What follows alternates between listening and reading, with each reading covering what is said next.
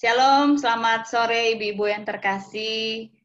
Selamat berkumpul kembali hari ini dalam ibadah PW GKO Bintaro Jaya. Kita bersyukur Ibu-Ibu kita sudah masuk kembali di bulan Oktober di tahun 2020 ini. Dan kita bersyukur kita diberikan kesehatan semua sampai hari ini di tengah-tengah wabah COVID-19 pandemi kita ada sampai hari ini itu semua karena anugerah Tuhan bagi kita semua. Karena itu kita datang di sore ini, kita bawa syukur kita kepada Tuhan, Ibu-Ibu. Dan sebentar lagi nggak terasa ya, tinggal beberapa bulan lagi ke depan, 2 bulan ya, kita akan masuk ke bulan Desember. Dan hari ini, mari kita mau beribadah kepada Tuhan. Kita mau bersaat teduh sejenak.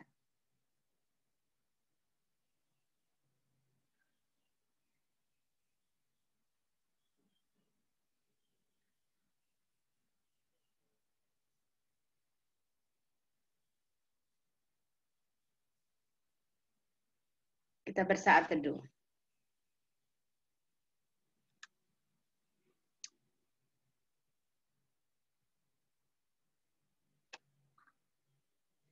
Ya Tuhan, Bapa kami yang baik, Bapa yang kami sembah, yang kami puji, yang kami muliakan dalam hidup kami.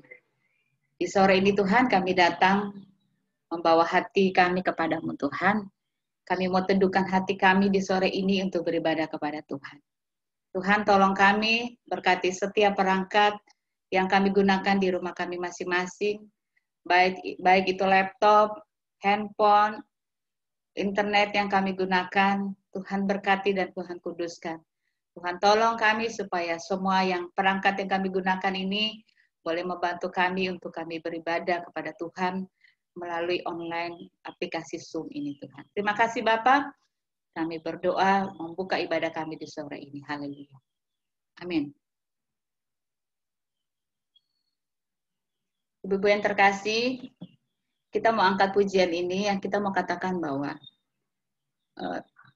kita datang ke bait Tuhan untuk bersyukur kepada Tuhan. Mari kita mau katakan datanglah ke bait-Nya dengan hati yang bersyukur kepada Tuhan. Kita angkat pujian ibu-ibu di masing-masing di rumah sambil bergoyang-goyang, sambil kalau mau muji Tuhan, mau tepuk tangan masing-masing di rumah, yuk kita mau memuji Tuhan bersama-sama di sore ini. Datanglah ke bait-Nya dengan hati bersyukur.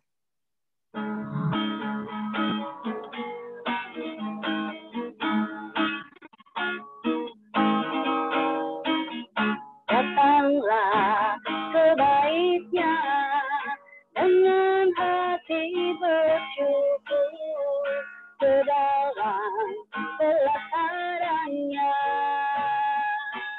dengan hati bersuka rasakan dan lihatlah betapa baiknya Tuhan bagi yang berlindung padanya. Akan bersorak-sorai, akan bersorak-sorai, bersyukurlah kepada Tuhan, sebab Dia baik, kawasannya untuk selamanya, kasih setianya, bersyukurlah kepada Tuhan, sebab Dia baik, kawasannya untuk selamanya, kasih setianya. Sekali lagi kita mau katakan pujian ini. Datanglah ke bait-Nya dengan hati bersyukur ke dalam pelataran-Nya, dengan hati bersuka rasakan dan lihatlah betapa baiknya Tuhan bagi yang berlindung padanya. Akan bersorak-sorai, akan bersorak-sorai,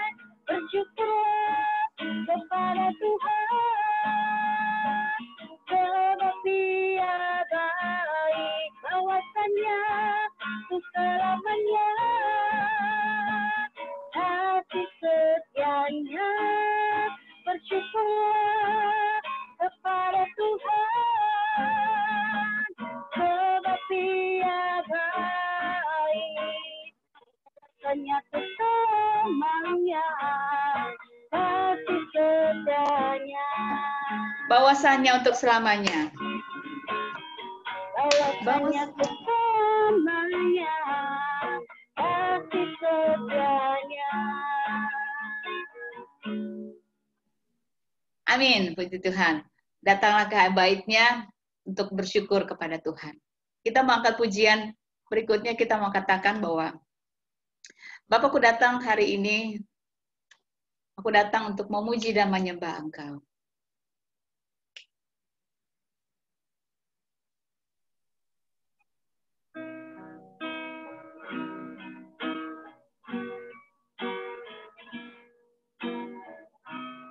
Bapakku datang menyembahmu di sini. Ku percayakan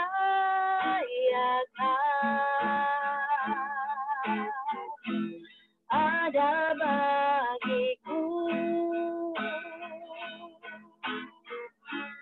Tak usah ku takut, sebab Kau sertaku. Tak usah ku bimbang, Kau di dalamku.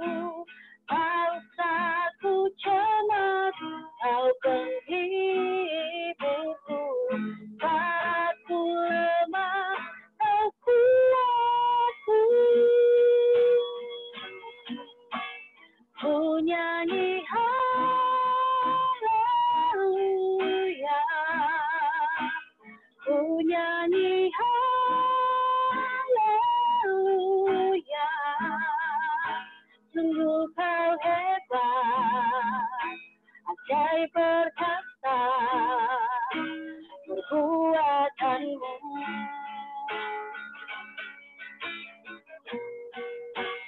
Ku nyanyi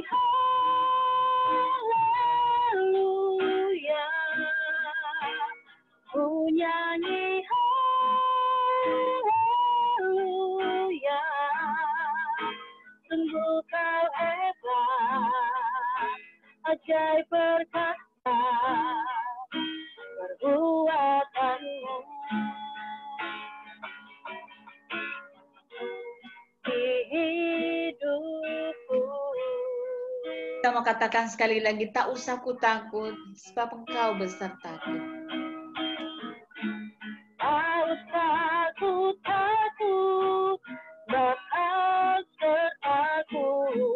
Tak usah ku bimbang, Kau di dalamku. Tak usah ku cemas, Kau penghiburku. Saat ku lemah, Kau kuatku. Ku nyanyi haleluya, ku nyanyi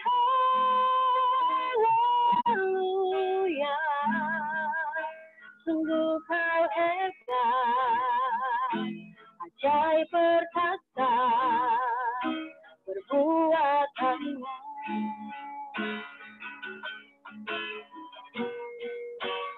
Ku nyanyi haleluya, ku nyanyi haleluya. Sungguh Kau hebat, ajaib perkasa perbuatanmu. Di hidupku.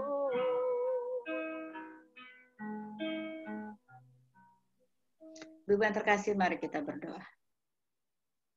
Benar Tuhan, seperti kami nyanyikan tadi pujian kami bahwa saat ini Tuhan, kami datang ke hadapan hadirat-Mu. Saat ini Tuhan kami membawa syukur kami kepadamu Tuhan. Kami bersyukur Tuhan, terima kasih Bapa karena perbuatan-perbuatan yang begitu ajaib di dalam hidup kami.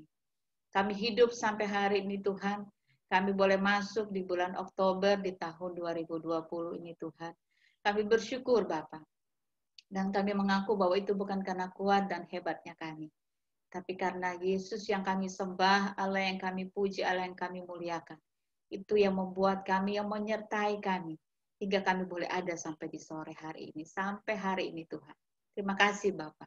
Terima kasih untuk penyertaan-Mu dalam hidup kami, pribadi, lepas pribadi, juga keluarga kami masing-masing. Terima kasih Tuhan untuk setiap hal yang Tuhan berikan dalam hidup kami. Ajaib perbuatan-Mu Tuhan di dalam hidup kami. Terima kasih Bapa.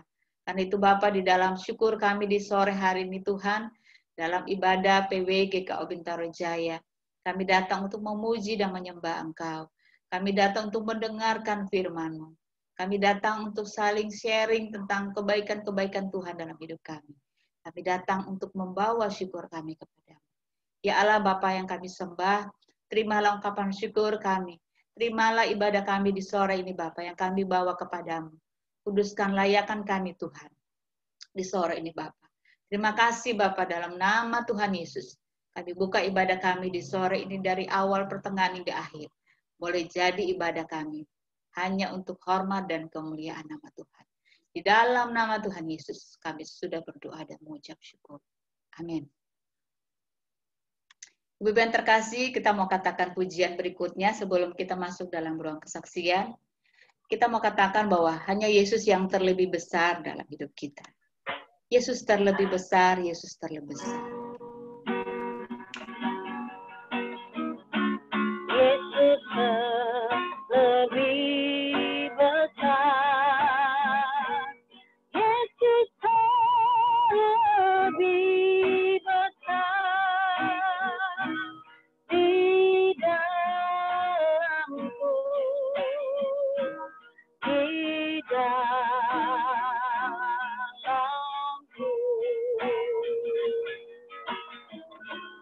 Yesus lebih besar.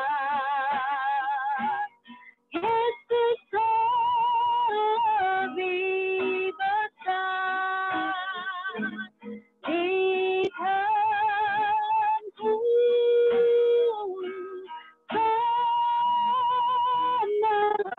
selama-lamanya.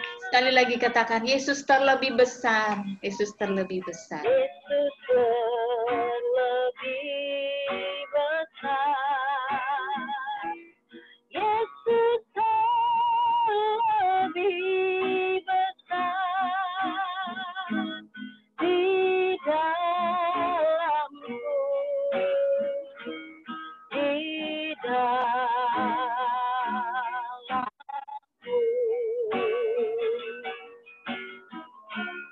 Yesus lebih besar. Yesus lebih besar di dalamku, selama-lamanya. Amin. Yesus terlebih besar di dalam hidup kita. Mari Ibu yang terkasih, saya buka ruang kesaksian di sore hari ini bagi ibu-ibu yang mau bersaksi tentang kebaikan Tuhan karena Yesus yang terlebih besar dalam hidup kita. Silakan ibu-ibu, ruang kesaksian dibuka. Bagi ibu-ibu yang mau bersaksi, dipersilakan. Saya Yus. Ya, Mami, silakan. Shalom ibu-ibu. Halo. Shalom. Shalom, sehat ya. Semua sehat. Amin, sehat. Ya, Amin, sehat. saya mengucap syukur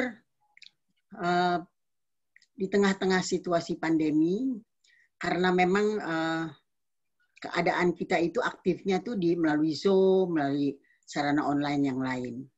Jadi 2 minggu yang lalu saya ikut satu persekutuan di Lebak Bulus, ya. di situ saya mendapatkan satu keadaan yang membuat saya terkejut.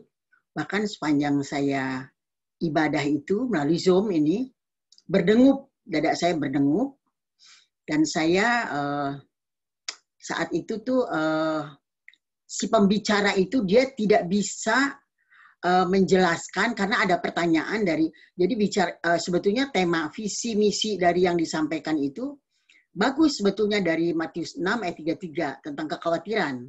Jadi cari dahulu kerajaan Allah dan kebenarannya. Tetapi penyampaian yang disampaikan itu tidak keluar konteks, tapi mengisi setiap kali bagian-bagian yang dia harus utarakan itu, banyak sekali kedapatan itu penyimpangan. Jadi awal bicara itu, dia mengatakan, bicara tentang Yesus, bicara tentang pendewasaan rohani, bicara juga tentang bagaimana kita kesiapan sekarang menghadapi pandemi ini. Muncul, dia bilang banyak muncul di tengah-tengah komunitas-komunitas Kristiani, pengajar-pengajar yang mengajarkan tentang hal-hal yang palsu, hal-hal yang tipu daya gitu ya. Jadi saya dengarkan tertarik banget gitu. Terus waktu dia sampai kepada satu pernyataan, udah masuk menjelaskan tentang bagaimana kita hidup itu di zaman sekarang ini nggak bisa jadi Kristen anak-anak doang. Tapi kita harus jadi Kristen dewasa. Kristen yang betul-betul bisa hidup di dalam satu pembentukan Tuhan, ya tentunya melalui penderitaan pembentukan itu bagus. Saya setuju. Begitu dia sampaikan tentang kelahirannya Kristus, jadi awalnya itu Kristus, dia tuh bicara menjelaskan tentang bahwa kita ini sekarang tuh puji syukur banget, dia bilang, puji Tuhan banget karena kita ini dapat Roh Kudus itu permanen di kita. Jadi Roh Kudus tuh nggak keluar masuk gitu. Roh Kudus itu tetap di dalam kita. Ini pelajarannya daripada pemuridan ya. Dari LPPI saya dapat dulu. Roh Kudus itu kalau kita bertobat dia masuk di dalam kita dan dia tidak akan keluar. Tapi kalau kita melakukan sesuatu yang nggak berkenan ataupun kita tuh tidak taat, ya dia nggak bereaksi, tapi dia bukan keluar masuk. Nah, si pembicara ini yang kemarin bicara itu, jadi dia bicarakan tentang Yesus. Kita tuh dicontohkan tentang Yesus, bahwa Yesus itu dia memang dia manusia insani 100%, dia juga manusia ilahi itu 100% juga.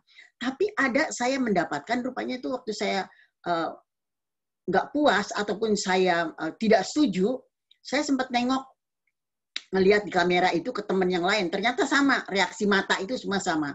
Dia katakan begini, Yesus itu kan di Lukas 1 ayat 35 dibilang Yesus itu lahir dari Roh Allah. Kemudian sampai dia dan seterusnya sampai dikatakan dia adalah anak Allah. Jadi roh itu ada di dalam dia. Pembicara tersebut mengatakan bahwa Yesus itu dari dia bayi sampai waktu dia umur 12 tahun ngajar di Bait Suci, ngajarin alim ulama di sana, itu dari 12 tahun sampai 30 tahun itu dia nggak ada Roh Kudus. Nggak ada Roh Kudus. Jadi dia tidak hidup dipimpin Roh Kudus. Dia manusia daging banget gitu. Terus saya bilang dalam hati saya gini, mau dia daging kan mau apa? Dia terlahir dari roh. Dia sendiri pribadi roh. Dia adalah Roh Kudus, dia putra, dia juga Allah Bapa. Nah, kondisi seperti ini kami tuh makin menyimak dan udah ada saya kelihatan ibu-ibu udah begini-begini tangannya. Dia mau tanya tapi nggak dikasih kesempatan. Sampai pada akhirnya waktu dia bicarakan tentang pembaptisan di Sungai Yordan. Jadi Yesus kan dibaptis di sana. Lalu ada satu perbedaan bahwa ketika dibaptis itu ada suara dari langit yang mengatakan ini anak yang kukasihi dan kepadanya aku berkenan. Kemudian ada merpati. Terus dia bilang pernyataannya begini, itu adalah baptisan pertama Tuhan Yesus dipenuhi Roh Kudus. Sehingga dia bisa melayani kemana-mana. Dia bisa melayani bikin mujizat di Kana yang pertama dan lain-lain sebagainya. Terus yang lebih mengerikan lagi, dia katakan begini, ibu-ibu tahu kan Tuhan Yesus itu dimuliakan di atas gunung. Gunungnya itu Gunung Horeb. Saya hampir bangun waktu itu ya, artinya mengoreksi, mulut saya juga udah mau ngomong. Ternyata dia itu nggak tahu dapat dari mana gitu sampai seperti itu. Lalu dia koreksi ketika ada pertanyaan, dia bilang, oh kalau saya ke Yerusalem, Yerusalem itu dibilangnya itu Gunung Tabor. Ya, oke, apapun, saya tidak mempersoalkan soal nama atau apa. Yang saya persoalkan itu ketika dia dimuliakan di gunung itu, berjumpa dengan, ada hadir Elia dengan Musa, dan ada murid beberapa yang memang menunggu Yesus di situ, itu dikatakannya sebagai baptisan kedua, yaitu baptisan pertobatannya Yesus. Bayangin nggak? Saya mau pingsan. Tuhan Yesus dibilangnya bertobat. Sementara Tuhan Yesus itu pribadi yang tidak berdosa. Jadi ini betul-betul sesuatu pengajaran yang sangat mengerikan. Besoknya saya telepon Bu Iren. Lalu saya WA, nggak puas, saya WA, lalu saya bicara langsung. Dan Bu Iren memberikan satu, mengingatkan saya bahwa ini pengajaran-pengajaran yang memang muncul saat ini tuh ada gereja yang mengakui bahwa Yesus itu bertobat. Ini gereja sesat banget gitu. Dan pengajaran yang sedang saya ikutin ini juga adalah pengajaran yang warnanya kebidat-bidatan. Bidat gitu ya. Itu minggu yang lalu. Lalu saya bilang ke Bu Iren, saya Kamis ini akan pertemuan, karena saya menghentikan begini. Tolong, apa yang dibicarakan sekarang ini, ditanya itu dia nggak bisa jawab. Jadi si pembicara itu waktu ditanya, nanti aja minggu depan gitu. Jadi dia minta tolong saya untuk menjelaskan tentang bagaimana Kristen yang dewasa. Bahkan Kristen dewasa itu disebut sebagai penjaga perjanjian. Lalu saya cari itu penjaga perjanjian dalam Alkitab, saya nggak ketemu. Tidak ada. Oke, ada berapa poin? 3 poin yang saya catat.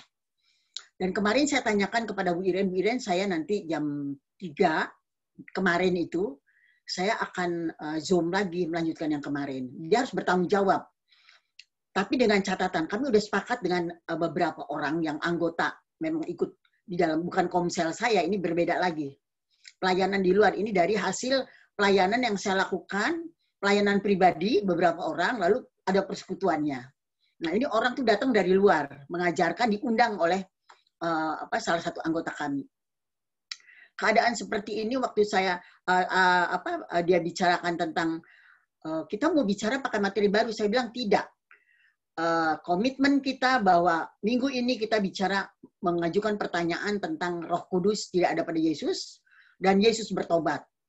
Dia mengklik, tapi kami itu udah sepakat kalau dia mengeraskan hati dan tidak bisa memberi jawaban atau apa, maka kita akan mengundurkan diri. Dan saya bilang ke Bu Iren, tupang saya doa, jadi saya akan bicara di sana. Puji Tuhan. Sore itu dia minta saya yang membuka. Lalu waktu saya ulas kenapa ibu-ibu ini menjadi resah, karena di dalam pengajaran saya menjadi orang Kristen pertama kali, saya bilang Tuhan Yesus dilahirkan itu dari Roh Kudus. Hidupnya dia itu adalah Roh Kudus. Walaupun dikatakan pribadi manusia 100% karena dia beradaptasi, dia komunitas dengan sesama manusia, tapi dia tetap manusia ilahi. Nah, kondisi seperti ini, waktu ditanyakan tentang pertobatan pertama di Yordan, itu pertama Tuhan Yesus diurapi, dia bilang dengan Roh Kudus saat itu. Lalu, waktu dimuliakan di atas gunung, itu pengurapan kedua kali. Dan itu merupakan baptisan pertobatan. Gitu. Nah, ini waktu ditanya, dia diserang rupanya. Kemarin tuh Nona, Ibu Pendeta, ibu-ibu itu udah nggak kuat nahan lagi. Jadi dia diserang, sampai akhirnya dia minta tolong, saya tolong menjawab.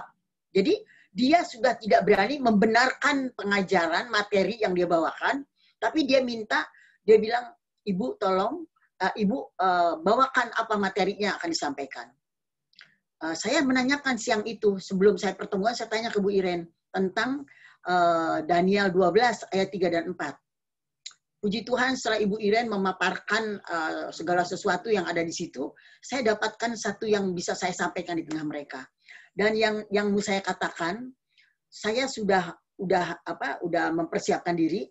Kalau dia sampai membenarkan pengajaran yang dia lakukan dan dia tidak say sorry ataupun mengatakan, iya saya salah, maka kami akan tinggalkan. Kita akan bubar. Bubar bukan hanya di dalam kegiatan hari itu, tapi kita tidak akan melanjutkan lagi, akan rubah persekutuan itu. Nah, kondisi seperti ini ternyata dia waktu ditegur, pertanyaan yang nggak bisa dijawab, dia panik. Dia panik banget dan dia minta tolong saya. Lalu puji Tuhan, dengan pertolongan kasihnya Tuhan, anugerahnya Tuhan yang luar biasa, semuanya bisa berjalan dan pembicara tersebut bertobat. Dia akui bahwa dia tuh haus banget. Jadi dia tuh orangnya yang sangat kemana-mana mencari pengetahuan tentang Alkitab. Nah, di tengah-tengah keadaan kayak gini, saya bilang berhati-hati. Karena kamu tadi memulai bicara itu katanya di tengah-tengah pandemi ini begitu banyak pengajaran-pengajaran palsu yang sekarang sedang diedarkan. Yang saya mau katakan di sini, Bu Ibu, ini dapat di saya, bagian saya.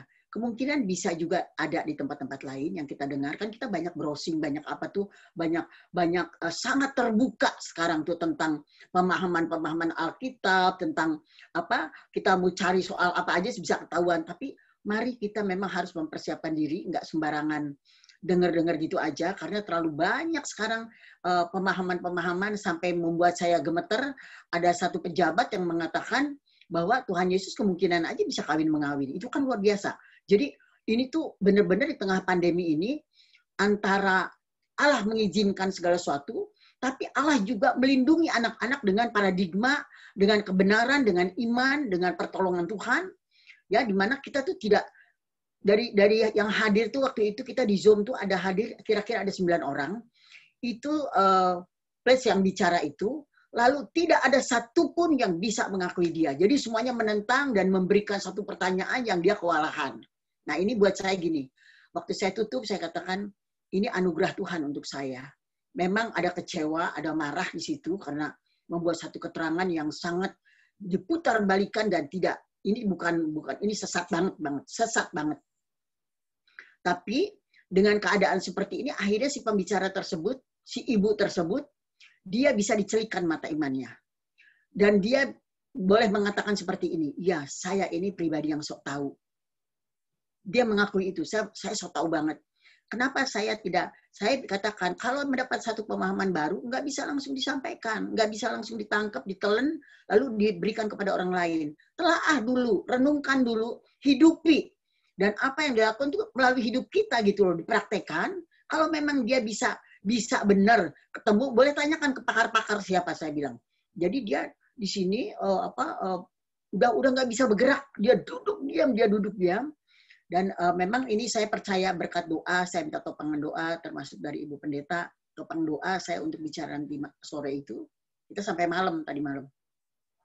Jadi situasi seperti ini pada akhirnya si orang tersebut bertobat. Dan itu buat saya sukacita yang luar biasa. Yang tadinya menurut teman-temannya, dia itu seseorang yang giat sekali dengan sosialitas selebritis. Jadi dia itu mungkin dengan gaya bicara, dengan pemahaman baru, dia ingin ada pengakuan dari orang lain. Dia ingin diakui, dia ingin diterima keberadaannya, ingin berbeda dari orang lain. Nah, hal seperti ini padahal dia luar biasa dalam pelayanan.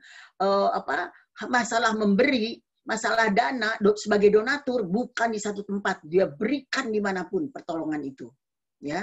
Termasuk tuh ada satu selebritis yang stroke itu Nino apa namanya yang pernah di Peniel itu sekarang udah ditarik ke Cikarang. Nah itu juga didanai oleh dia. Banyak hal yang dia lakukan, semua orang kagum ketika dia memberi. Tapi bukan berarti pemahaman ketika dia melihat keaktifan pelayanan, melakukan satu hal yang dia sosialnya luar biasa, itu dijadikan ukuran bahwa dia udah matang. Nggak bisa. Bersyukur GKO. Saya bilang, saya ungkapkan di tengah mereka, saya di gereja kecil GKO. Tapi kami diajar dari mulai pemuridan sampai khotbah minggu-minggu itu, sampai 1 minggu khotbah itu, kami akan bedah lagi di DSS, saya sebutkan itu. Akan kita dengar lagi di Komisi Wanita, bagian bapak-bapak di Pelpri. Pokoknya kita bicara sampai kita nyerep banget itu tahu apa. Sementara kalian ini, ya saya nggak sebutin gerejanya, tapi ini gereja besar yang ada di Bintaro juga termasuk. Nah, kondisi seperti ini, mereka itu bukan menghidupi, bukan ngerubah dulu mata batinnya, nih hatinya dirubah, tapi mereka proforma dalam aktivitas. Jadi pelayanan itu kegiatan. Dan dia itu sangat diterima banget di kalangan mereka, sehingga ketika dia ingin menyampaikan sesuatu yang dibaharui atau yang berbeda, dia gampang banget tuh ditelan sama pengajaran sesat seperti itu. Saya bilang, kamu udah jadi Kristen dari kecil.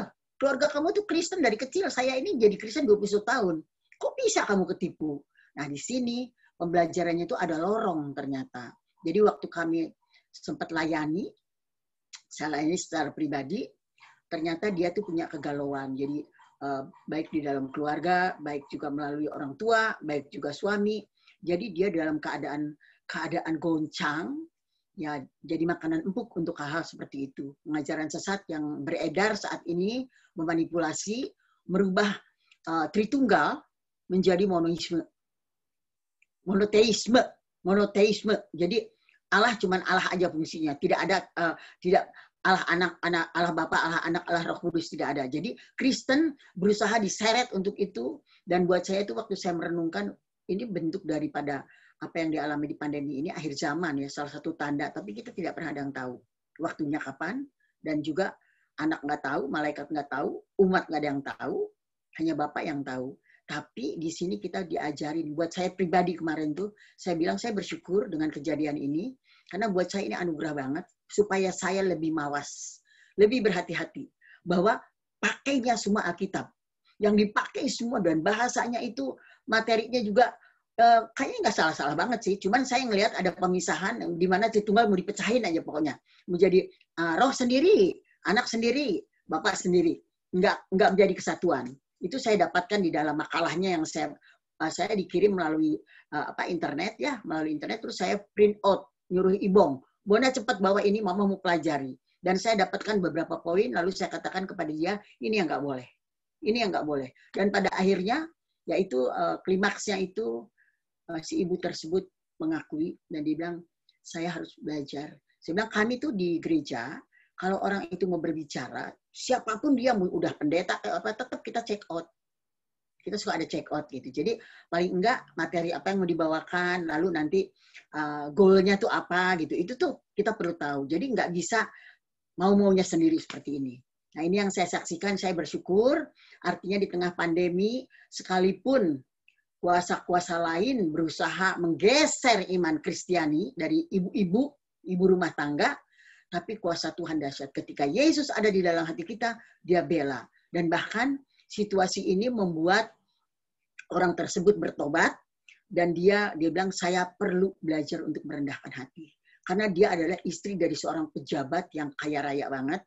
Jadi dia doakan saya supaya saya punya penguasaan diri, kerendahan hati. Itu yang dia minta. Saya belajar, dan dia minta maaf di situ waktu terakhir itu, lalu saya minta dia yang doa. Saya tetap minta dia yang doa. Kamu tutup doa, lalu dia mengutarakan, dia minta maaf kepada seluruh anggota yang hadir, dan ini pelajaran buat dia, bahwa dia tidak akan melakukan satu hal yang dimakan langsung oleh penyesat-penyesat yang mengajarkan sesuatu yang ini bukan kehilafan, tapi ini adalah kekuatan kegelapan yang akan menggeser iman Kristiani. Jadi kita para ibu memang lebih menguatkan dan lebih lagi bergaul dengan firman, kemudian juga dihidupi firman itu. Lalu buat saya itu, iya ya, satu hal saya tuh kemarin waktu bergumul untuk itu, saya ambil waktu untuk puasa. Saya puasa banget. Karena ini sesuatu yang buat saya baru pertama kali berani di tengah persekutuan, ada pernyataan Yesus tidak dikuasai roh dan Yesus bertobat. Itu mengerikan sekali. Demikian kesaksian saya, ibu-ibu tetap berjaga-jaga, tetap waspada. Banyak hal, bungkusnya, kemasannya semuanya Injil, Alkitab, gereja, firman. Tetapi kalau kita tidak mengenal Kristus secara dalam, maka dia alihkan tipis banget caranya. Tipis banget. Nggak akan, yang lain-lain tidak bisa mengerti, dibilang nggak bisa ngelihat itu. Tapi puji Tuhan, Roh Kudus tolong kami semua, sehingga kami tidak bisa dipengaruhi, dan akhirnya ada kebebasan. Benar-benar kita dimerdekakan tuh dalam kemerdekaan iman kita, bahwa ternyata ketidakbenaran itu tidak bisa mengalahkan kebenaran. Kepalsuan itu tidak bisa mengalahkan kebenaran. Terima kasih, Tuhan berkati untuk kita semua. Amin. Terima kasih Mami untuk kesaksiannya. Sudah berbagi untuk kita semua supaya kita lebih hati-hati mencerna setiap firman Tuhan yang kita dengarkan ya Ibu ya. Ada lagi Ibu yang mau bersaksi pada sore hari ini, dipersilakan. Silakan Bu Mita. Ya, makasih Bu Yus. Saya mau menyaksikan kebaikan Tuhan untuk keluarga kami. Sekarang sudah masuk bulan Oktober.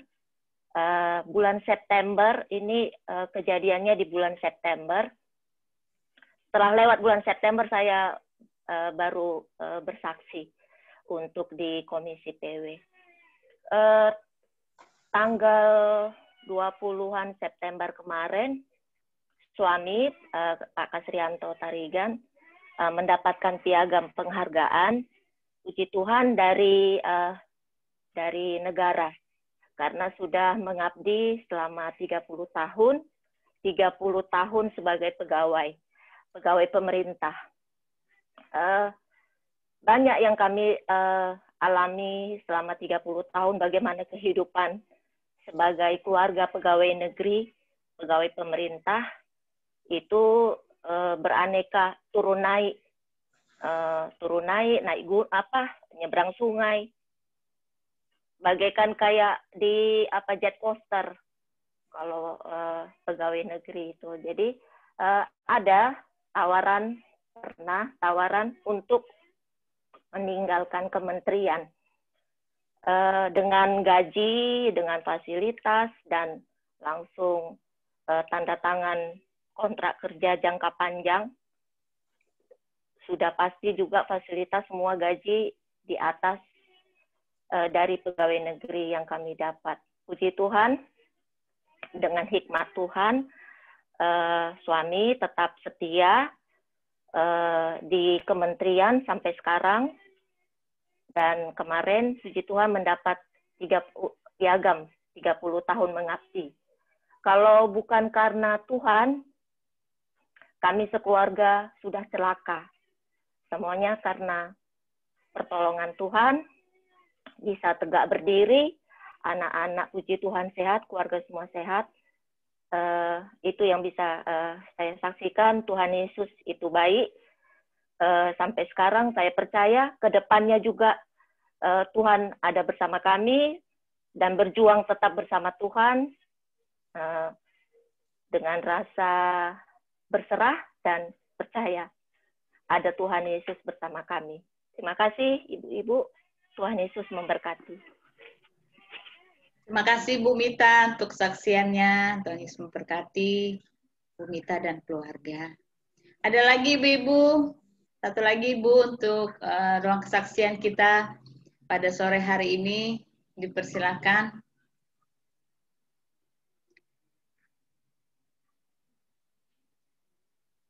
Tidak ada? Oke, kalau tidak ada lagi, kita akan masuk di firman Tuhan pada sore hari ini. Mari kita siapkan hati kita. Kita mau angkat pujian ini. Kita mau katakan bahwa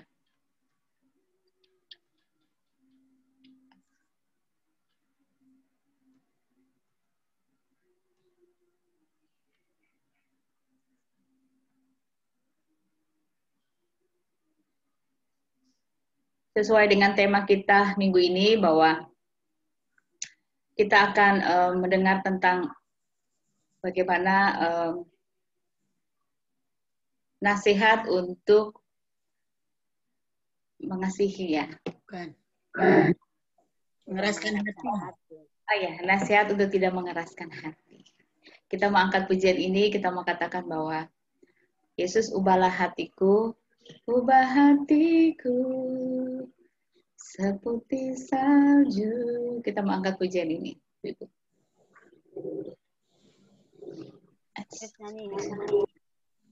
Oh, ya, Bu Pen, nggak bisa lagunya? Nggak bisa. Iya. Ibu, kalau talog di ini kita mau nyanyi sama-sama, maaf Bu Pendeta, belum bisa lagunya. Ubah hatiku seputih salju. 3, 2, 1. Ubah hatiku seputih salju. Ubah hatiku seperti dirimu. Ubah hatiku seperti salju. Ubah hatiku seperti dirimu. Engkau penjunanku tanah liat. Engkau penjunan ku tanah bentuk jadikan. Itu doaku, ubah hatiku, ubah hatiku seputih salju, ubah hatiku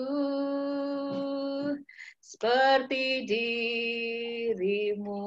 Kita mau angkat pujian ini sekali lagi. Kita percaya bahwa hanya firman Tuhan yang bisa mengubah hati kita. Kita angkat pujian ini sekali lagi, ubah hatiku seputih salju. Ubah hatiku seputih salju, ubah hatiku seperti dirimu. Engkau penjunan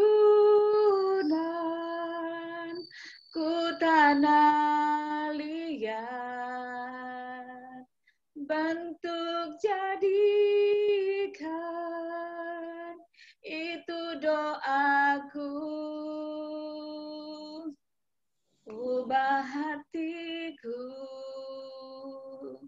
seputih salju, ubah hatiku seperti dirimu. Amin. Persilakan Bu Pendeta. Mari Ibu kita berdoa sebelum kita merenungkan firman Tuhan. Mari kita berdoa. Benar sungguh ya Bapa yang penuh kasih dalam Kristus Yesus Allah kami yang hidup, dan Roh Kudus yang kami imani menyertai hidup kami, bahkan juga yang sanggup mengubah kami agar kami boleh hidup berkenan di hadapan Tuhan dan melakukan apa yang menjadi kehendak Tuhan. Sore hari ini kami akan belajar kembali dari firman Tuhan. Biarlah kuasa Roh Kudus menerangi hati pikiran kami, agar ketika kami mendengar, kami mengerti dengan baik dan kami lakukan itu dalam hidup kami. Terpujilah Engkau ya Allah Bapa di dalam Kristus Yesus Tuhan kami dan Roh Kudus yang menyertai kami. Haleluya. Amin. Baik, shalom ibu-ibu. Mari kita baca bagian firman Tuhan yang akan kita renungkan dari Keluaran pasal 17. Keluaran 17 ayat 1 sampai ayat 7 saya akan bacakan untuk kita. Keluaran 17 ayat 1 sampai 7 dengan judul perikop di Masa dan di Meriba. Demikian firman Tuhan. Kemudian berangkatlah segenap jemaah Israel dari padang gurun Sin, berjalan dari tempat persinggahan ke tempat persinggahan sesuai dengan kitab Tuhan. Lalu berkemahlah mereka di Rafidim, tetapi di sana tidak ada air untuk diminum bangsa itu. Jadi mulailah mereka itu bertengkar dengan Musa, kata mereka, berikanlah air kepada kami supaya kami dapat minum. Tetapi Musa berkata kepada mereka, mengapakah kamu bertengkar dengan aku? Mengapakah kamu mencobai Tuhan? Hauslah bangsa itu akan air di sana. Bersungut-sungutlah bangsa itu kepada Musa dan berkata, mengapa pula engkau memimpin kami keluar dari Mesir untuk membunuh kami, anak-anak kami, dan ternak kami dengan kehausan? Lalu berseru-serulah Musa kepada Tuhan, katanya, apakah yang akan kulakukan kepada bangsa ini? Sebentar lagi mereka akan melempari aku dengan batu. Berfirmanlah Tuhan kepada Musa, berjalanlah di depan bangsa itu, dan bawalah beserta engkau beberapa orang dari antara para tua-tua Israel. Bawalah juga di tanganmu tongkatmu yang kau pakai memukul sungai Nil dan pergilah. Maka aku akan berdiri di sana di depanmu di atas gunung batu di Horeb. Haruslah kau pukul gunung batu itu dan dari dalamnya akan keluar air, sehingga bangsa itu dapat minum. Demikianlah diperbuat Musa di depan mata tua-tua Israel. Dinamailah tempat itu Masa dan Meriba, oleh karena orang Israel telah bertengkar dan oleh karena mereka telah mencobai Tuhan dengan mengatakan, adakah Tuhan di tengah-tengah kita atau tidak? Amin. Demikian pembacaan firman Tuhan yang menjadi perenungan kita sore hari ini. Baik ibu-ibu yang dikasih oleh Tuhan, kita masih membahas tema tentang nasihat untuk tidak mengeraskan hati. Jadi karena kalau kita lihat dari minggu pertama sampai minggu terakhir selama bulan September, bagi saya sih tema terakhir ini puncaknya, puncak dari semua nasihat yang ada. Kan selama bulan September kita dengar nasihat ya. Bagi saya ini puncak, karena minggu pertama itu kita membahas tentang nasihat untuk hidup berdamai. ya. Minggu kedua nasihat untuk mengampuni. Yang ketiga nasihat untuk tetap berjuang. Lalu minggu keempat nasihat untuk tidak mengeraskan hati. Artinya kenapa saya katakan puncak? Karena kalau orang mengeraskan hati, dia akan sulit berdamai dengan orang lain. Kalau seseorang dia mengeraskan hati, dia akan sulit mengampuni. Dan dia juga tidak punya daya juang karena mengeraskan hati. Sehingga sore hari ini saya mau bagi 3 hal untuk kita yang dimulai dari sebuah pertanyaan. Apa sebenarnya yang dimaksudkan dengan mengeraskan hati? Ya, yang pertama. Kemudian yang kedua kita akan lihat mengapa sih orang bisa mengeraskan hati, penyebabnya apa, gitu ya. Lalu yang ketiga, apa dampak dari seseorang ketika dia mengeraskan hati. Nah, 3 hal itu yang akan kita lihat bersama sore hari ini. Kalau dilihat definisi atau bisa dikatakan mengeraskan hati itu apa sih, gitu ya. Kalau kita lihat di Kamus Besar Bahasa Indonesia itu lebih mengarah kepada hal yang positif. Orang yang mengeraskan hati itu artinya orang yang teguh ya sampai sesuatu itu tercapai gitu ya. Itu bisa dari segi positif orang yang gigih dalam melakukan sesuatu. Tapi mengeraskan hati yang dimaksudkan di sini itu sebuah kiasan yang menggambarkan orang yang kalau saya katakan tuh keras kepala gitu ya. Gigih tapi untuk sesuatu yang tidak ada dalam apa yang menjadi kehendak Tuhan. Karena kan ini kita belajar dari bangsa Israel ya. Sehingga kalau ditanya mengeraskan hati apa sih? Itu orang yang sulit untuk diubahkan, sulit berubah ya. Kalau tadi kesaksian Oma Cucu, puji Tuhan sih berubah ya. Dia nggak mengeraskan hati untuk tetap bertahan dengan pengajaran yang sesat itu ya. Tapi orang yang mengeraskan hati itu orang yang susah berubah. Orang yang dikasih tahu ngeyel. Kalau orang Ambon bilang kepala batu gitu ya. Lempar batu di kepalanya bukan kepala yang pecah, batunya yang pecah gitu. Saking kerasnya kira-kira gitu ya. Artinya orang yang mengeraskan hati adalah orang yang sulit mengalami perubahan. Karena dia kekeh terhadap apa yang dia pegang. Kalau itu bagus, kalau itu baik, puji Tuhan, kalau itu benar. Tapi kalau itu sesuatu hal yang menjerumuskan dia ke dalam dosa, nah itu yang tidak perlu kita waspadai atau bukan hal yang benar. Nah, lawan dari kekerasan hati adalah hati yang lemah lembut. Makanya kenapa setiap kali kita baca firman selalu dikatakan terima. Yakobus 1 ayat 21 katakan, terimalah dengan lemah lembut firman yang tertanam dalam hatimu, yang berkuasa menyelamatkan jiwamu. Artinya, kita ketika dengar firman, orang yang mengeraskan hati, mau firman itu apa dari ukuran pengetahuan pakai bahasa apa atau sejelas-jelasnya pun, selama dia mengeraskan hati tidak akan ada perubahan, tidak akan ada pertumbuhan. Jadi mengapa dikatakan kalau kita mau terima firman, harus jadikan hati itu sebagai ladang yang subur untuk ditaburi oleh benih firman Tuhan. Masih ingat perumpamaan penabur ya Ibu ya?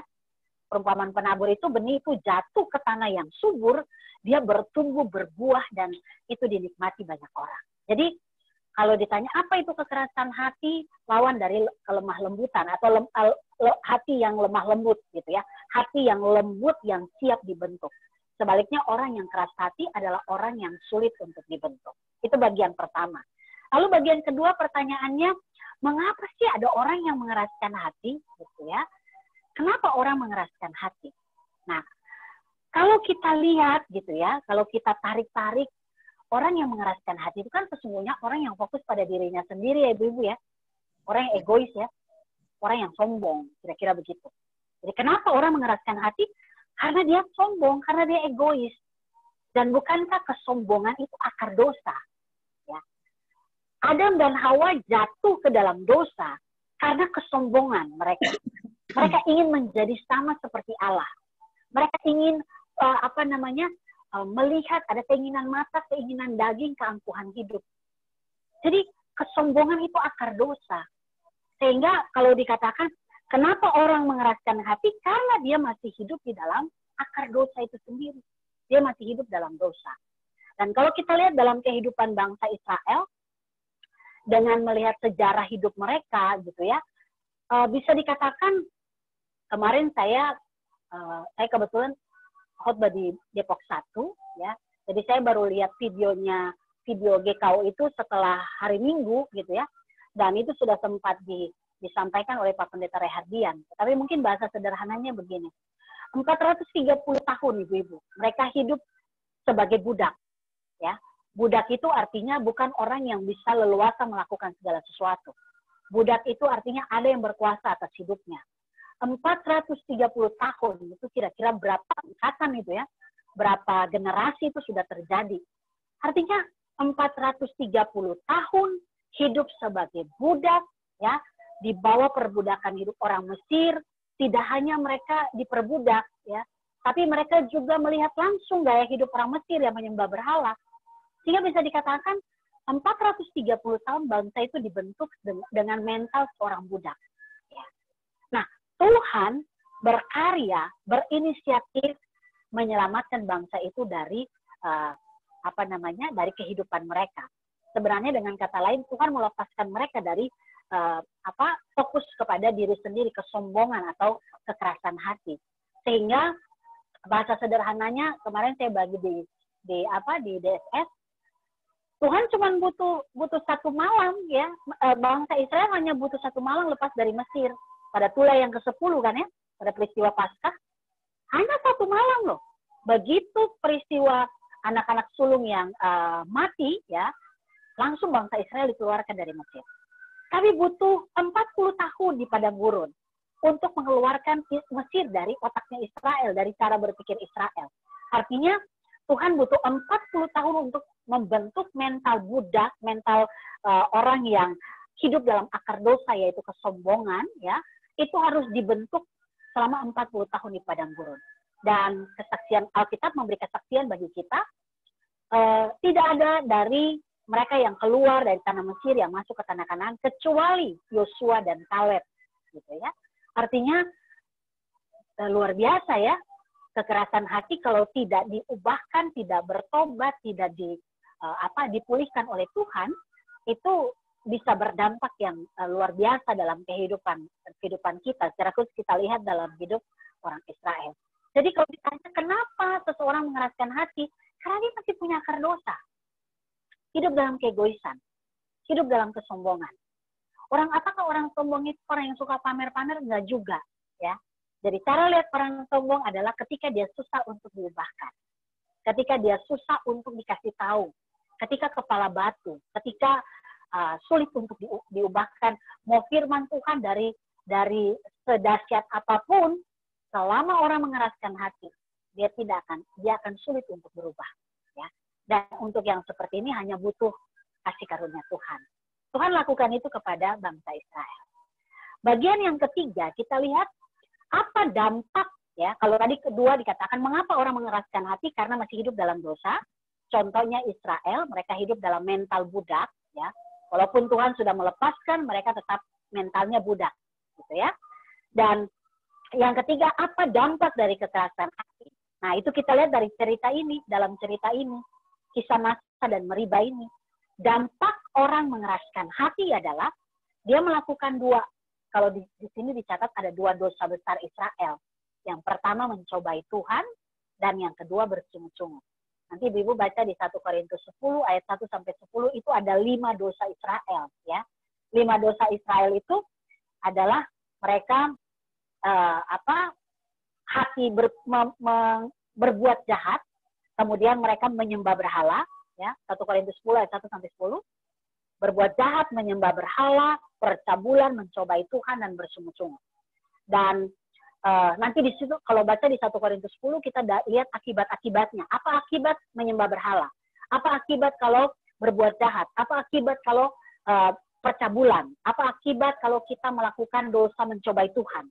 Apa akibat kalau kita melakukan dosa persungutan? Ya, itu ada di 1 Korintus 10 dituliskan oleh Paulus kepada jemaat di Korintus. Nah, kembali apa dampak orang keras hati? Kalau kita lihat dalam ayat 2 dan ayat 3, ini jawabannya. Dua dosa Israel itu, ayat 2 tadi dikatakan, jadi mulailah mereka itu bertengkar dengan Musa, kata mereka, berikanlah air kepada kami supaya kami dapat minum. Tetapi Musa berkata kepada mereka, mengapa kamu bertengkar dengan aku? Mengapa kamu mencobai Tuhan? Hauslah bangsa itu akan air di sana. Ya, dosa keduanya adalah bersungut-sungutlah bangsa itu kepada Musa dan berkata, Mengapa pula engkau memimpin kami keluar dari Mesir untuk membunuh kami, anak-anak kami, dan ternak kami dengan kehausan? Ya. Haus itu kan bisa dibilang manusiawi ya ibu-ibu ya. Orang haus itu manusiawi gitu. Haus itu sesuatu yang bisa dikatakan semua orang alami kok, gitu ya. Bahkan kemarin kalau dibilang banyaknya bangsa itu dengan kebutuhan air yang ada, itu bisa dibilang wajarlah bagi mereka untuk berteriak kepada Musa, kasih kami air, kami haus. Tetapi kenapa cerita ini menjadi bagian dari dampak kekerasan hati orang Israel dengan dosa persungutan dan mencobai Tuhan? Karena ada sesuatu yang lebih besar dari masalah haus yang dialami orang Israel. Ya. Berarti mereka ketika sebelumnya itu mereka telah mengalami banyak penyertaan Tuhan. Jadi persoalan di hadapan Tuhan bukan persoalan hausnya, tapi sesuatu yang lebih besar di balik kehausan itu, yaitu ketika mereka tidak mengandalkan Tuhan. Mereka fokus kepada masalah dan mereka tidak fokus pada Tuhan. Padahal sudah berapa peristiwa mereka alami, mereka mendapatkan penyertaan Tuhan yang luar biasa. Dan inilah dosa Israel yang pertama, yaitu mereka mencobai Tuhan. Ya, kemarin Pak Pendeta Rehardian menjelaskan, mencobai Tuhan itu artinya memaksa Tuhan untuk melakukan sesuatu yang bertentangan dengan kehendaknya, dengan karakternya, gitu ya. Dan kita bisa evaluasi, bisa lihat dalam kehidupan kita itu berkenan dengan permintaan kita, pergumulan kita. Apakah doa kita itu doa yang benar-benar murni dari sebuah penyembahan kepada Tuhan, atau sebaliknya karena kedagingan, gitu ya. Karena ada doa daging juga loh ibu-ibu. Ada yang disebut Paulus pakai istilah itu doa kedagingan, gitu ya. Yakobus ya, doa daging itu artinya doa yang meminta sesuatu untuk memuaskan kedagingan kita, gitu ya. Contoh sederhana begini. Saya seringkali kasih contoh ini, doa kedagingan. Tuhan, saya sih percaya gitu ya. Saya percaya bahwa akan firman Tuhan bahwa pembalasan itu adalah hak Tuhan. Ya. Jadi hari ini saya percaya bahwa Tuhan akan melakukan bagian Tuhan kepada mereka yang sudah menyakiti saya. Itu doa daging namanya. Ya. Artinya kita doa sih doa, tapi isinya daging, gitu ya. Isinya sesuatu yang memuaskan kita. Nah itu maksudnya mencobai Tuhan. Beberapa contoh sudah disampaikan oleh Pak Pendeta dalam ibadah hari Minggu kemarin. Yang saya mau katakan begini, Ibu, ternyata dosa mencobai Tuhan itu sesuatu yang serius bagi Tuhan. Ya. Karena mereka mencobai Tuhan, mereka tidak diperkenankan masuk ke tanah Kanaan. Sehingga firman Tuhan hari ini juga mengingatkan kita, gitu ya. Mari kita refleksi kembali. Saya sendiri waktu persiapkan firman Tuhan ini, saya ingat kembali Tuhan, area mana saya masih mengeraskan hati, yang menyebabkan saya mencobai Tuhan, atau yang menyebabkan dosa kedua, yaitu saya bersungut-sungut dalam hidup ini. Dan itu dialami oleh orang Israel. Dosa kedua yang mereka alami, apa dampak ketika mereka mengeraskan hati? Mereka bersungut-sungut. Lawan dari sungut-sungut yaitu bersyukur. Dan sungut-sungut itu bukan bicara tentang sungut-sungut yang kayak kita biasa-biasa gitu kan. Aduh pakaian banyak lagi mau nyuci, pakaian banyak, atau aduh ini piring-piring kotor. Itu itu bicara tentang sebuah ininya kita ya. Tapi persungutan di sini lebih bicara tentang kita kita tidak mengandalkan Tuhan di dalam seluruh langkah hidup kita. Meskipun bukan saya membenarkan bahwa kalau kita bersungut-sungut, aduh kenapa ini banyak, itu boleh-boleh saja. Maksud saya ketika kita tidak melihat segala sesuatu dengan cara pandang Tuhan, bahwa Tuhan melakukan sesuatu yang baik bagi kita akan jatuh dalam dosa bersungut-sungut. Seakan-akan kita mengatakan bahwa Tuhan, Engkau nggak punya kuasa untuk bisa mengeluarkan aku dari situasi ini. Nah, ibu-ibu yang dikasih oleh Tuhan, dalam kehidupan kita atau dalam kehidupan yang kita lihat dalam kehidupan bangsa Israel, Tuhan hanya ingin mengajarkan mereka satu hal, untuk bagaimana mereka tidak mengeraskan hati, ya, tidak hidup sebagai orang yang ada dalam mental budak, tetapi bagaimana mereka merdeka, lalu mereka tidak ketika mereka merdeka, mereka punya dampak, yaitu mereka mengucap syukur dan terus mengandalkan Tuhan dalam seluruh langkah hidup mereka. Maka kita pun sore hari ini sebagai ibu-ibu, kita diingatkan oleh Tuhan, kita dulu ini budak dosa ibu-ibu, yang telah dimerdekakan oleh Kristus melalui pengorbanannya. Dikatakan surat utang dosa kita itu dipakukan di atas kayu salib. Berarti kita adalah orang-orang merdeka. Namun terkadang tanpa disadari kita masih punya mental budak dosa. Sehingga kita masih melakukan dosa favorit, melakukan hal-hal yang tidak dikehendaki Tuhan, sudah ngaku bertobat, masih juga kita lakukan hal yang sama. Nah, firman Tuhan hari ini ingatkan kita, mari kita keluar dari segala bentuk kekerasan hati, apapun itu, kesombongan akar dosa, yang bisa membawa kita bersungut-sungut dan kita mencobai Tuhan dalam hidup ini. Karena ternyata dua dosa ini, bagi Tuhan, di mata Tuhan, itu sangat serius. Ketika itu terjadi dalam kehidupan bangsa Israel. Mungkin kita mengatakan saya iya sih, saya tahu Tuhan itu ada, saya tahu Tuhan itu hidup. Tapi kenapa masalah yang saya hadapi tidak selesai-selesai, gitu ya? Saya tahu Tuhan ada, saya baca Alkitab, saya juga berdoa. Tapi kenapa saya masih terus menghadapi persoalan-persoalan yang sama dalam hidup ini?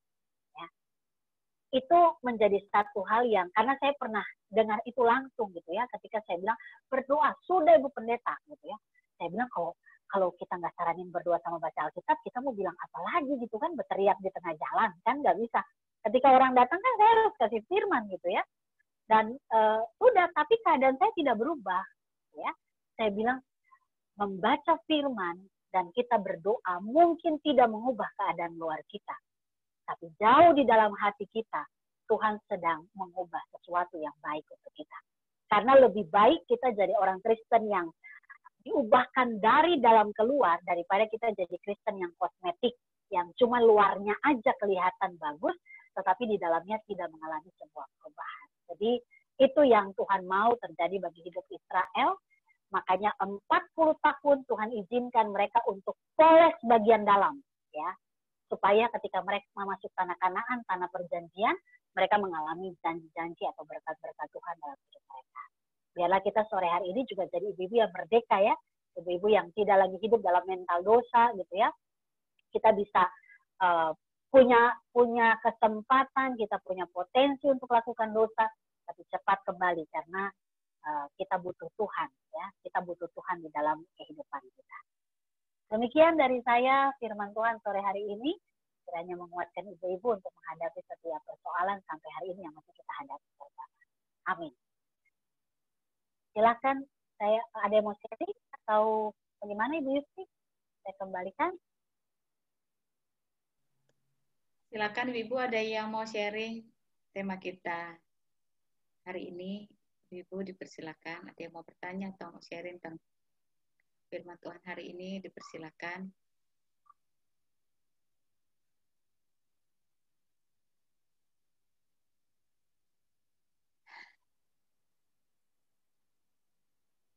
Semua mendiam. Semua lemah lembut hatinya. Semua sudah diubahkan, Bu. Sudah tidak lagi. Amin. Apalagi yang jadi MC nih. Iya. Amin, Bu. Ya. Amin, Bu. Amin. Ya, karena didoakan terus itu. Amin. Oke, kalau tidak ada kita apa lagi? Berdoa? Yes. Iya. Doa syafaat ya, Bu. Langsung tutup atau ada? Ada yang mau didoakan Ibu-ibu untuk doa syafaatnya?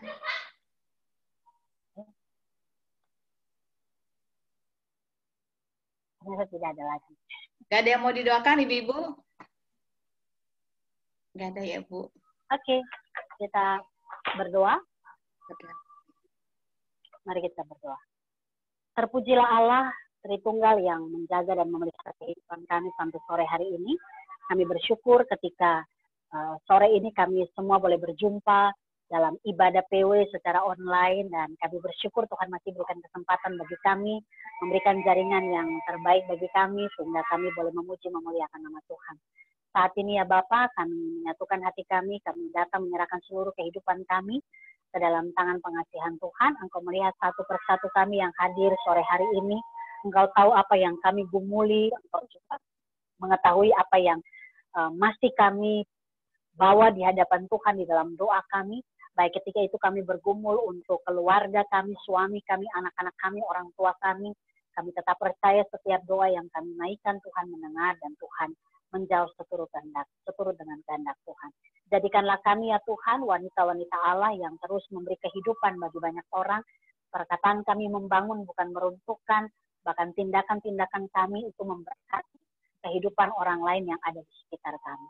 Terima kasih Tuhan Yesus, sore hari ini kami mau berdoa secara khusus untuk Komisi PW dalam mempersiapkan ibadah-ibadah secara online. Mari Tuhan Engkau memberkati pengurus dalam seluruh persiapan program-program ke depan. Kami percaya di tengah situasi pandemi ini Tuhan, Engkau tetap memakai kehidupan kami untuk kami bertumbuh bersama melalui Komisi PW untuk mempermuliakan nama Tuhan.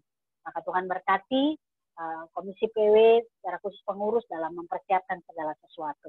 Kami juga berdoa ya Tuhan, sore hari ini menyerahkan setiap kami yang ada dalam kelemahan tubuh, kami yang terus bergumul, dan baik menjalani pengobatan atau pemulihan kesehatan. Mari Tuhan Engkau memberkati, Engkau kuatkan, dan kami percaya sungguh ya Tuhan, Engkau tabib yang agung, Engkau Allah yang sanggup memulihkan kesehatan kami, bahkan Engkau sudah menyembuhkan kami melalui dalam iman percaya kami. Sehingga ketika kami masih menjalani proses pengobatan, kami tetap mengimani bahwa Tuhan Engkau Allah yang sudah menyelamatkan dan menyembuhkan kami.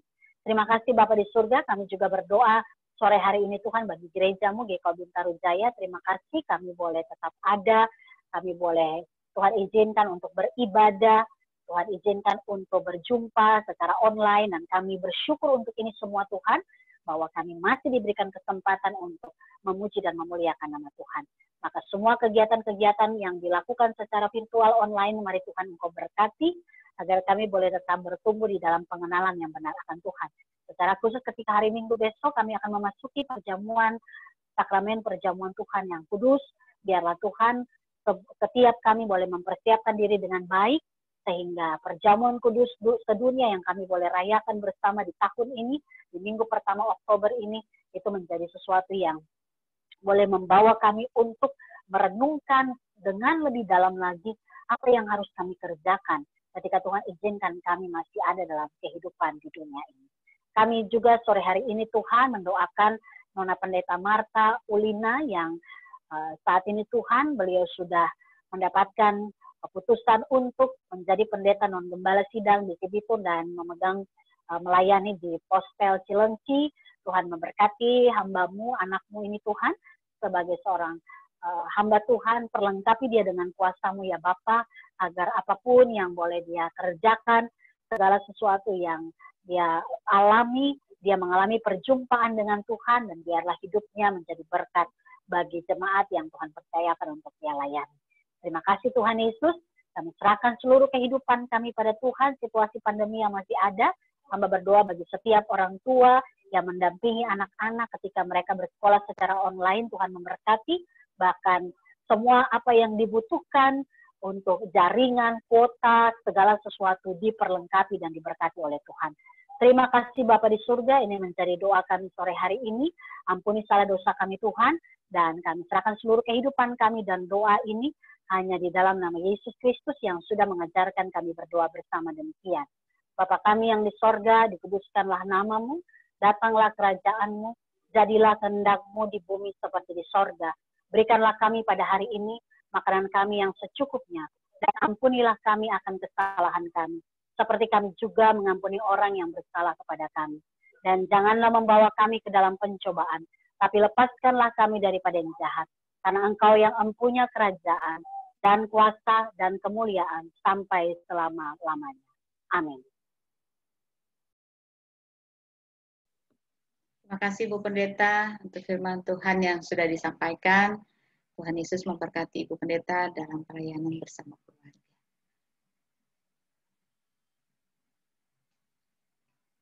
Kita akan memberikan persembahan pada sore hari ini, Ibu. Jadi persembahan tetap dikumpulkan ya Ibu ya. Nats persembahan kita hari ini terambil dari 2 Korintus 8 ayat 12. Sebab jika kamu rela untuk memberi, maka pemberianmu akan diterima. Kalau pemberianmu itu berdasarkan apa yang ada padamu, bukan berdasarkan apa yang tidak ada padamu. Ibu, persembahan bisa dapat dikirim lewat rekening yang sudah ada di Warta Jemaat atau lewat barcode yang tersedia di Warta Jemaat. Oke, nanti doa persembahan sekalian sama doa berkat ya, Bu. Kita akan mengakhiri ibadah kita pada sore hari ini, Ibu yang terkasih. Kita mau angkat pujian terakhir ini, kita mau katakan bahwa indah rencanamu Tuhan di dalam hidupku. Kita mau angkat pujian ini sebagai penutup kita, pujian penutup kita pada sore hari ini. Indah rencanamu Tuhan di dalam hidupku.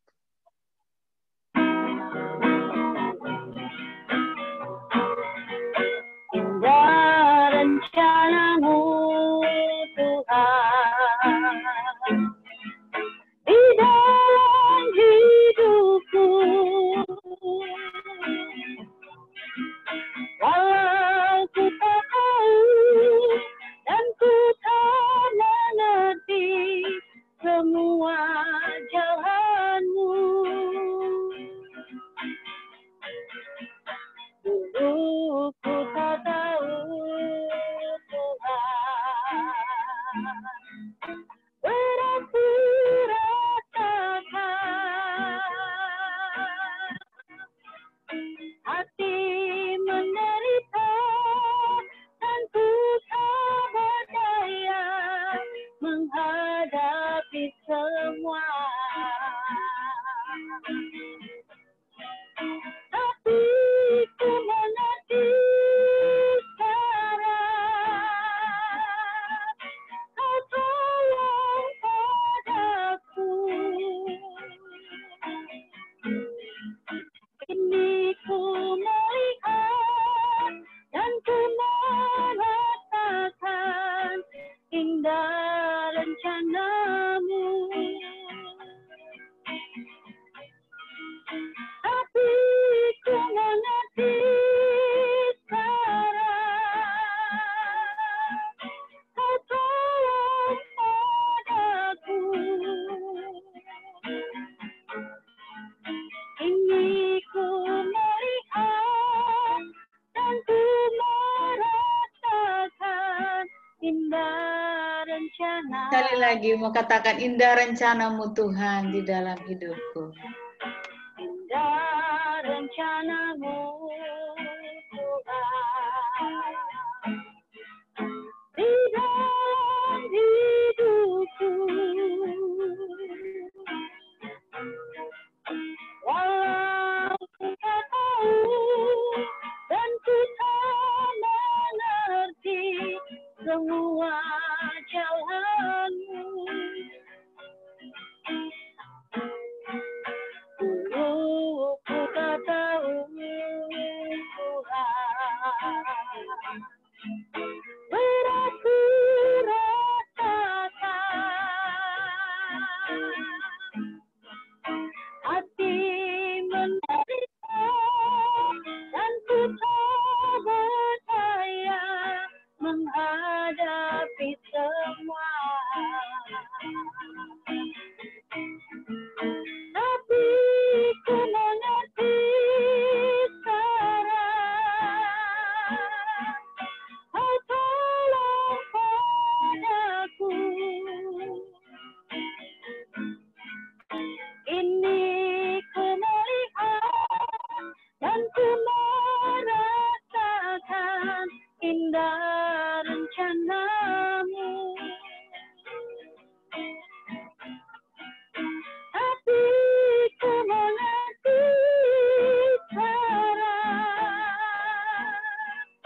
kau tolong padaku. Ini ku melihat dan ku merasakan indah rencanamu. Mari Ibu kita berdoa. Terima kasih Tuhan, biarlah mata rohani kami terbuka untuk melihat semua rencana indah Tuhan dalam hidup kami. Meskipun mata jasmani kami saat ini masih melihat ada banyak persoalan yang kami hadapi, tapi biarlah iman kami, mata rohani kami terarah dan tertuju hanya kepada Tuhan, sehingga kami boleh memandang semua peristiwa yang terjadi dengan cara pandang, cara pikir Tuhan. Semua baik adanya bagi kehidupan kami. Terima kasih Bapa di surga, sore hari ini kami boleh berdoa bersama, kami boleh mendengarkan firman, bernyanyi bersama. Biarlah ini menjadi sebuah persembahan yang berkenan di hadapan Tuhan. Bahkan kami juga sudah memberikan persembahan syukur kami, biarlah Tuhan memberkati.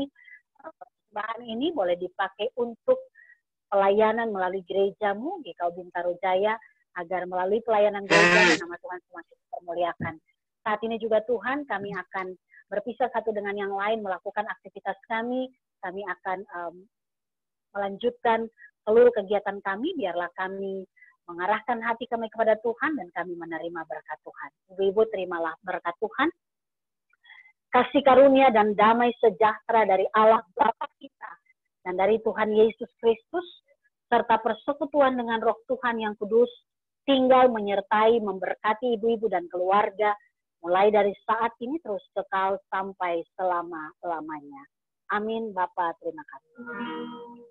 Bapa, terima kasih. Bapa, terima kasih. Bapa di dalam surga, ku berterima kasih.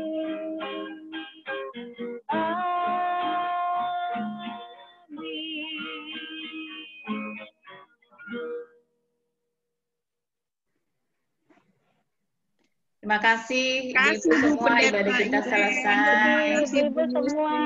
Terima kasih Ibu Pendeta untuk firman Tuhan hari ini. Terima kasih semua. Terima kasih Ibu. Terima kasih Bu Iren. Terima kasih Bu Iren.